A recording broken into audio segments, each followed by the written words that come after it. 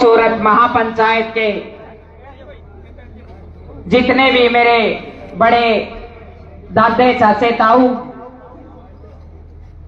सभी को मैं नमस्कार करती हूं, प्रणाम करती हूं। इस पंचायत के आयोजक पूर्व सरपंच जगदीश जैलदार जी, मेरे युवा भाई, युवाओं की आवाज डॉक्टर मनदीप योगी जी और आसपास से आए हुए सभी गणमान्य लोग, सभी ने अपने अपने विचार रखे। 35 साल की मेरी उम्र हो गई है, ठोकरें खाकर के यहां तक पहुंची हूं। 12 साल की उम्र में बाप गुजर गया, सब बहन भाई छोटे, मां चारपाई पे, 2 एकड़ का जमींदारा, गरा खाने ने रोटियां के लाले। बहुत कठिन परिस्थितियों से निकल करके आई हूं। इस धरातल की ठोकरें खाकर के सीखी हूं कि जितनी भी ये कुरीतियां हैं ये खत्म कैसे होंगी। हम बात रख रहे थे, विचार रख रहे थे, सभी के विचार सराहनीय थे, लेकिन मैं एक बात कहती हूं कि ना कोई कोर्ट, ना कोई कचहरी, ना कोई ऐसा सरकार का तंत्र इन कुरीतियों को खत्म कर सकता। अगर खत्म होंगी तो वो विचार से होंगी, गुरुकुल जैसी संस्थाओं से होंगी। मैं गुरुकुल की पढ़ी हुई छात्रा हूं। 25 साल तक ब्रह्मचार्य जीवन सिखाया जाता था। जब बेटी मायके में होती थी तो ये मेरी चाची ताई कहते थी कि बाप की बेटी गुदड़ा लपेटी, कोई बेटी श्रृंगार नहीं करती थी। और जब ये गुरुकुल की पढ़ी हुई बातें आपको बता रही हूं और मेरे जीवन पे अनुसरण की हुई बातें मैं बोल रही हूं, जब माथे में बिंदी लग जाती है और होठों पे वो लाली लग जाती है तो उस बेटी का नजरिया अलग दिशा में हो जाता है। आप बड़े समझदार हैं, समझ रहे हैं।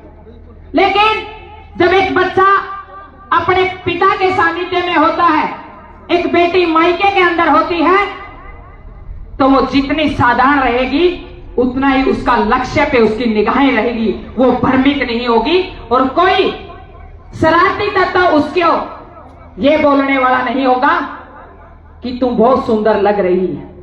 मैं बेटियों को एक ही बात कहना चाहती हूं आज इस मंच से कि आपको बाहर भ्रमित करने वाले लोग मिलेंगे, आपके शरीर का मोल लगाने वाले मिलेंगे, लेकिन आपको तन से कपड़ा उतार के देते वो सिर्फ एक मां बाप मिलेंगे, उसके अलावा आपको कोई नहीं मिलेगा।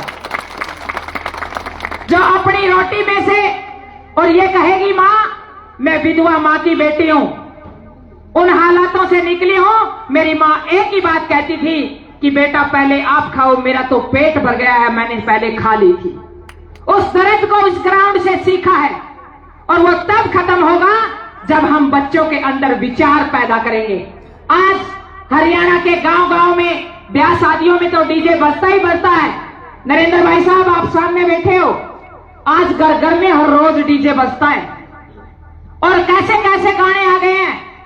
भले मैं एक दिन मेरी गाड़ी लेके निकल रही थी और किसी शादी में पहुंची, वहां जाकर के देखा कि सारे इकट्ठे नाचने लग रहे। छोरे का ब्याह था, गाना चल रहा आज मेरे यार की शादी है। एक युवा लड़की निकली, बोली आज मेरे यार की शादी है। मैंने पूछा ये कौन? बोले या बंदड़े की बेबे। फिर उसके बाद थोड़ी सी 40-45 साल की एक महिला निकली, बोली आज मेरे यार की शादी है। माया कौन? बोले या बंदड़े की बुआ। उसके बाद थोड़ी देर के बाद निकली एक महिला और वो भी कह रही आज मेरे यार की शादी है। मैंने कहा ये कौन? ये बोला बंदड़े की मां। और फिर एक 80 साल की महिला खुंडा लिए हुए नाचती हुई निकलती है और वो भी कहती कि आज मेरे यार की शादी है। मैंने कहा ये कौन? बोला ये बंदड़े की दादी। मैंने कहा ताई तेरा हण के तो रूख भी सूख लिए, यार तो खड़े रहने थे। हंसने की बात नहीं है, गौर करने की बात है कि जैसे विचार हम गानों के माध्यम से अपने बच्चों को सुनाएंगे, कभी रागनियां बजती थी कि सौ पड़े मुसीबत बेटा मर्द जवान में, अरे भगत सिंह का देसी का राजा बंद मकान में। तब जाकर के फौजी तैयार होते थे, किसान के बेटे किसान तैयार होते थे।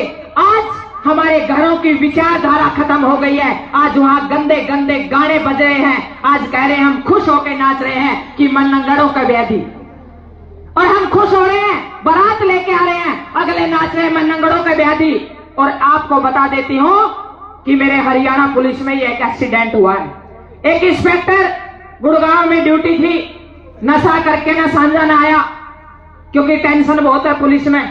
मैं तो अच्छा नहीं मानती उसने कर रखा था, लेकिन कह देते ही हैं जितने भी पुरुष बैठे हैं, माफी चाहूंगी, लेकिन सबसे ज्यादा नशा पुरुष प्रधानता से ही आया है। तो जैसे उसकी बहू नाच रही थी बोली मन्नंगड़ा का व्याधि, और उस इंस्पेक्टर ने उसकी बहू का पैर में गोली मार दी। और बोलिया मैं 1 लाख रुपये महीना फद्दुए हूं जो कमांड लग रहा हूं। कहने का मेरा भाव यही है, खिलाड़ियों से ज्यादा मैं इस देश की खिलाड़ी हूं, मैंने खेल खेला है। इन खिलाड़ियों से भी ज्यादा हमारे देश के जितने भी कलाकार हैं जो गंदा गाना लिखते हैं और जो गंदा गाना गाते हैं, उनके ऊपर सबसे पहली कार्रवाई होनी चाहिए। पंचायतों ने यह संकल्प लेना चाहिए। आज जब पहली दूसरी के बच्चे से पूछते हो तो उनको किताबें याद नहीं रहती, गाने याद रहते हैं। और मैं कई बारी, मेरे बहुत सारे साथी भाई मेरे को बहन बोलते हैं, सौभाग्यशाली हूं, आज पूरे प्रदेश की बेटी और बहन होने का सौभाग्य मिला है। तो मैं उनको एक ही बात कहती हूं, माँ भाई कोई और काम कर लो, क्यों इस युवा ने बिगाड़ो हो। अपनी कलम से कोई ऐसा लिख जाओ जो दादा लक्ष्मी चंद लिख गए, दादा जगन्नाथ लिख गए, दादा जाटमेर सिंह लिख गए और दादा मुंशीराम जैटलीवाड़ी लिख गए। आज इस 21वीं सदी पे उस रागनी को एक बार पढ़ के देखना, और एक एक बात हो रही है कि सदी 20वीं पाछे भाइयों ऐसा जमाना आवेगा, इतनी खिल्लत बढ़ जाएगी, मानस में मानस खावेगा। जीटी रोड के ऊपर नीचे 2-2 रास्ते हो जाएंगे, लोग मरेंगे कट कट कहने, फौजी रास्ते हो जाएंगे, भेड़ बकरी महंगी हो जाए, मानस सस्ते हो जाएंगे। और आज ये हालात हो रखी है। आज उस रागनी को खोल के देख लेना, वो सूर्य कवि थे जो आने वाली सदी के बारे में लिख गए। लेकिन मैं एक बात कहना चाहती हूं, इस मंच से नोट करके ले जाना, अगर आप चाहते हो हमारी युवा पीढ़ी अच्छी हो, हमारे बच्चे अच्छे हो, हमारे घर का परिवेश अच्छा हो, हमारी बहन बेटियां अच्छी हो, तो संस्कार कभी नीचे से ऊपर नहीं जाते, संस्कार हमेशा ऊपर से नीचे आते हैं। ये हम सब ने फॉलो करना होगा। मेरे को कई बारी कई ताऊ मिल जावे, मैं घर जाऊं, मैं उस युवा ने पूछूं भाई क्या करे है, कुछ नहीं करता बहन जी। कितनी उम्र होगी? 25 साल की उम्र होगी। क्या सपने हैं? कुछ भी सपने नहीं है। बापू क्या करे है? सरदन ताश खेला बहन जी, सांझा ने पैग मार के आ जाए, और फिर 2 कामची मारे मेरी मां का। मैं उस पिता से ये पूछना चाहती हूं, किसी एक व्यक्ति पे नहीं बोल रही हूं, मैं उस पिता से ये पूछना चाहती हूं, जब उस पिता से बात करती हूं कि ताऊ बेटे को क्या बनाना चाहते हो, वो कहता है कि मैं बेटे को लेफ्टिनेंट देखना चाहता हूं। मैंने कहा ताऊ सबसे पहले आप कुछ करके दिखाइए, बेटा अपने आप लेफ्टिनेंट बन जाएगा जब खुद आप जाकर के काम करेंगे। एक समय होता था कि हमारा किसान सुबह 4 बजे उठ करके खेतों में जाता था और हम संघर्ष करते थे। मैं वो बेटी हूं जिसने बैल भी चुगी है, मैं वो बेटी हूं जिसने गुगू में अपने हाथों से गारे लगा कर, बहुत सारे युवा तो गुगू का नहीं पता होगा, गुगू में तूड़ी कैसे निकलती, 1.5 किला सांधा तक पसीना ले आ जाया करता। और जब उसकी तूड़ी में आकर देना तो जैसा चुरमा अच्छा मेरी कोई तकड़ी ताई अपने हाथ बना दे, उस तूड़ी का मजा पशु को नहीं आता था। हम कर्मशील थे, आज युवा कर्महीन हो गया है। आज हम युवा को, मैं किसान की बेटी हूं, एक एग्जाम्पल से समझा देना चाहती हूं। एक गऊ के बच्चा पैदा होता है, हम उसको बैल बनाने के लिए एक प्रक्रिया लागू करते हैं। हम सबसे पहले उसको एक गरसेड़ी में लेके नथुआते हैं, फिर उसके बाद उसको जुए के नीचे लेके आते हैं, गरसेड़ी के नीचे लेके आते हैं, फिर धीरे धीरे हम बरोटी उसके साथ लेके आते हैं, और फिर धीरे धीरे प्रोसेस करके हम उसको हड़ में, मुन्नी में, फिर बुग्गी में 2-2.5 साल के संघर्ष के बाद वो बैल बढ़ पाता है। और यदि उसके ऊपर काम ना करे तो क्या बन जाएगा? खग्गड़। और आज बच्चों के ऊपर काम सिर्फ पढ़ाई करी जाती है, लेकिन उनको जिम्मेवार नहीं बनाया जाता। कोई माँ बाप ये नहीं कहता बच्चों को कि बेटा शाम को आकर के इतने बजे स्कूल से आकर के खेत में पहुंचना, दुकान में पहुंचना, जहां मैं बैठा हूं वहां पहुंचना, और नहीं पहुंचा तो पिंडिया पर लगेंगे। मैं विधवा माँ की बेटी हूं। मेरी माँ का इतना कंट्रोल था, एक ही बात कहती थी कि इतने बजे स्कूल खत्म हो जाएगा और इतने बजे रोटी खानी, इतने बजे खेत में पहुंच जाना, नहीं तो यू दरिया डंडा काम चीज। ये डर, ये भय बच्चों के लिए जरूरी है, क्योंकि बच्चा मछोर है। प्यार भी जरूरी है, थोड़ा सा बच्चे को डर भी जरूरी है। आज कह रहे हैं कि नशा सिर्फ बेटों में हो गया है। आप मेरे साथ हिसार चलिएगा। मैं भी एक दिन बड़े गर्व के साथ कह रही थी कहीं बैठी कि रोहतक में नशा है, सोनीपत में नशा है, वहां महिलाएं कलम में जाती हैं। मैं बड़े गर्व के साथ मेरे हिसार जिले की पढ़ाई कर रही थी। एक भाई नुबलिया बहन जी शाम ने मेरे साथ चलियो, नुबलिया थोड़ी देर ठेके के पास खड़े हो जाना और देखना जितने भी पीजी बेटियों के हैं, सबसे ज्यादा दारू और नशा उन बेटियों के पास जाता जो पीजियों के अंदर रहती हैं। ये बहुत सोचने का विषय है। ये विषय सिर्फ सोच के बैठने का नहीं है, एक पंचायत करके एक दिन का काम नहीं है। मेरी पूरी टीम, सैकड़ों युवा साथी हम एक गांव को चुनते हैं, वहां उस गांव की पृष्ठभूमि को जानते हैं, इस गांव के लोगों की सोच क्या है, इस गांव के लोगों का सपना क्या है, इस गांव के लोगों की किस उसमें विषय में रुचि है। एक एक घर को हम छानते हैं, उसके बाद एक प्रोग्राम रखते हैं। जो बच्चे एडिक्ट हैं उन बच्चों को हम डॉक्टरों के पास, पीजीआई रोहतक या हिसार में बहुत अच्छे अच्छे डॉक्टर हैं, हम उनके साथ उनकी काउंसलिंग कराते हैं, उनका इलाज करवाते हैं। और एक बात कहते हैं कि जो बच्चा नशे में आ गया है उस बच्चे को हमने साथ में अच्छे से डीलिंग करनी है, काउंसलिंग करनी है, क्योंकि वो एक बीमारी है। नशा एक बीमारी है, जैसे कैंसर एक बीमारी है, नशा एक बीमारी है। अगर हम इसको बीमारी नहीं मानेंगे तो तब तक ये खत्म नहीं होगी, क्योंकि ये मानसिक परेशानी के कारण आता है। आज बेरोजगारी बढ़ गई है, आज युवा काम करना नहीं चाहता। हम तो वो बालक है सिर्फ रोटेड हुए, छिकाई का काम करे। वो छोरी है जिसने छिकाई के गोबर पाथर गोबर डोहे 25-25 डांगरा का काम करे, हम वो लड़कियां हैं। लेकिन आज के बच्चों के पास काम नहीं है। पढ़ाई पढ़ाई है, अकेला थ्योरी है, प्रैक्टिकल नहीं है। ये सच्चाई है। नौकरी ना मिले, मैं आज एक बात के साथ कहती हूं, नौकरी ना मिले कोई बड़ी बात नहीं है, और भी इतने हुनर और कला, इतने काम है। यदि इंसान कर्मशील है, मैं गारंटी के साथ कहती हूं वो कभी भी बेरोजगार नहीं रह सकता मेरे हिंदुस्तान के अंदर। तो दूसरा, आज डीजे वाली जितनी भी ब्याहों की प्रथा बढ़ी है, और सिर्फ ब्याह वाली नहीं है, एक युग करवा चौथ की बीमारी आ गई भाई साहब, मैं आपको बता देती हूं। मैं कई बारी हंसती हूं, जितनी भी चाची ताई बापी बैठी हैं, मैं एक ही बात कहा करूं, महा यू 5000 का सूट रक्षा नहीं करता। करवा चौथ में कई भाइयों के फोन आओगे मेरे पास, बहन जी दिहाड़ी कमाऊं 500 रुपये पूरे दिन के कमाऊं, तेरी बापी ने बोली पड़ोस वाली 5000 का पारेगी, मन ने भी 5 का चाहिए।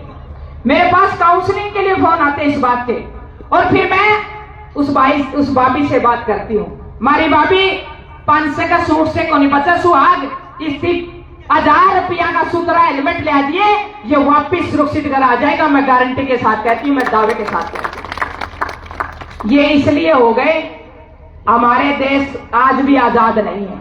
मैं गुरुकुल की पढ़ी हुई छात्रा हूं।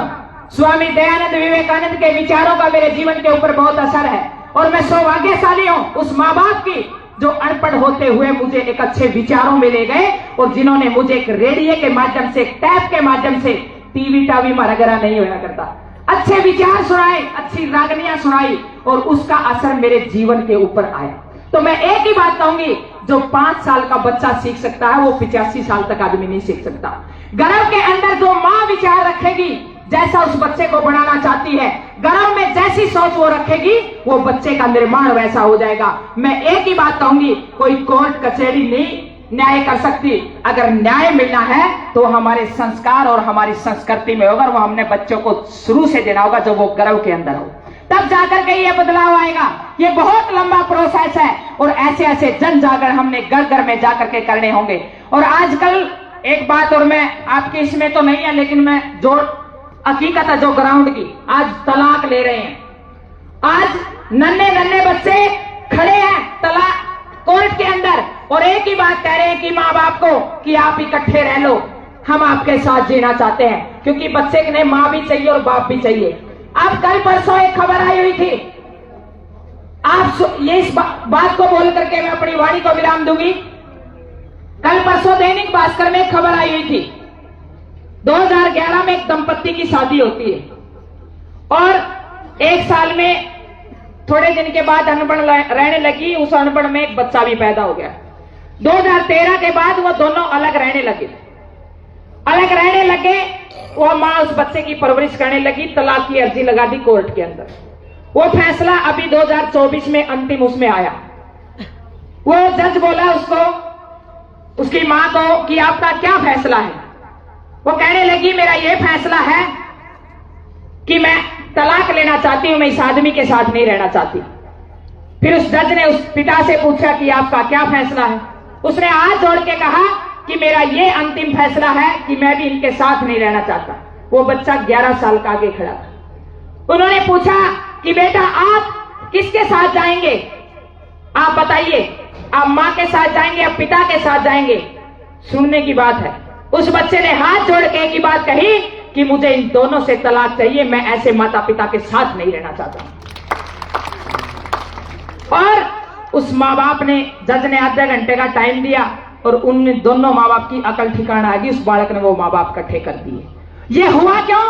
क्योंकि साड़ियां के सामने हो गए। मेरे बापू कहते थे बेटा साड़ियां का कोई सामना नहीं होता, ब्याह हुए तो साड़ी, छोरा जम में तो साड़ी, बुआ बैठी सब तक पछली कोण में, बुआ का कोई आज अता पता नहीं है। और वह साड़ी जब छोरा जमेगा वह गरबारी ने भी ले जाएगी, सारा सामान बांध के ले जाएगी। ये बुआ है, ये हमारी संस्कृति है, ये हमारी असली आराम करके बढ़ाती है। जो उसका आनंद, जो उसका स्वाद है, नहीं मन किसी 5 स्टार 7 स्टार में नहीं आया। ये हमारी संस्कृति है। सहज पके सो मीठा होए, साधारण खाना, सादा जीवन, उच्च विचार, ये हमारी संस्कृति है। हम गुरुकुल के पढ़े हुए, हमारी गुरुकुल की शिक्षा पढ़ती थी। जब अंग्रेज आए तो अंग्रेजों ने कहा कि हिंदुस्तान को तोड़ना इतना आसान नहीं है, ये गोली बारूदों से टूटने वाला देश नहीं है, ये देश बड़ा संगठित है, इनकी परिवार पत्ती बड़ी मजबूत है, इनकी सामाजिक ताने बाने बड़ी मजबूत है, इनकी खाप पंचायत बड़ी मजबूत है ये देश। और मुझे एक ही बात समझ में आई कि एक तो मैं अपना पेट बांध कर 2 बड़का खातर काम करूं, एक घर खातर मैं भ्रष्टाचार करूं, गलत काम करूं। मेरा विचार बदल गया कि मैं अपने समाज के नौजवान बेटा बेटियों के लिए काम करूंगा, अपने देश को अच्छा बनाने के लिए काम करूंगा।